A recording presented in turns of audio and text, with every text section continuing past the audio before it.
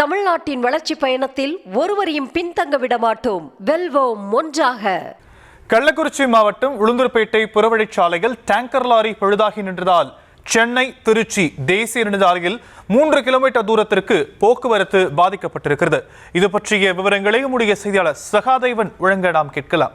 சகாதேவன், விவரங்கள். வணக்கம் சாம். ராணிப்பேட்டையிலிருந்து மருத்துவ பயன்பாட்டிற்கு கேஸ் வாயு ஏற்றிக்கொண்டு டேங்கர் லாரி ஒன்று திருச்சிக்கு சென்றது. இந்த லாரியை தேனி மாவட்டம் பல்லவராயம்பட்டி பகுதியைச் சேர்ந்த நாகராஜ் என்பவர் ஓட்டிக்கொண்டு வந்தார். இந்த டேங்கர் லாரியானது கள்ளக்குறிச்சி மாவட்டம் உளுந்தூர்பேட்டை புறவழிச்சாலையில் சென்று கொண்டிருந்த போது திடீரென டேங்கர் லாரி பழுதாகி சாலையின் நடுவே நின்றது. பழுதாகி சாலையில் நடுவே நின்ற டேங்கர் லாரியால் சென்னை திருச்சி தேசிய நெடுஞ்சாலையில் கடுமையான போக்குவரத்து பாதிக்கப்பட்டது. பொங்கல் பண்டிகை கொண்டாடுவதற்காக சென்னையிலிருந்து தென் மாவட்டங்களுக்கு ஆயிரக்கணக்கான வாகனங்கள் சென்ற நிலையில் பழுதான டேங்கர் லாரியால் கடுமையான போக்குவரத்து நெரிசல் சிக்கியுள்ளன.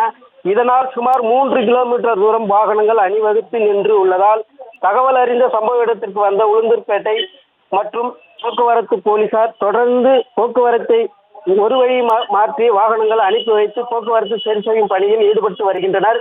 மேலும் பழுதாகி நின்ற டேங்கர் லாரி மீட்கும் பணியில் போக்குவரத்து போலீசார் தொடர்ந்து ஈடுபட்டு வருகின்றனர். சாம், விவரங்களுக்கு நன்றி சகாதேவன். தமிழ்நாட்டின் வளர்ச்சி பயணத்தில் ஒருவரையும் பின்தங்க விட மாட்டோம். வெல்வோம் ஒன்றாக.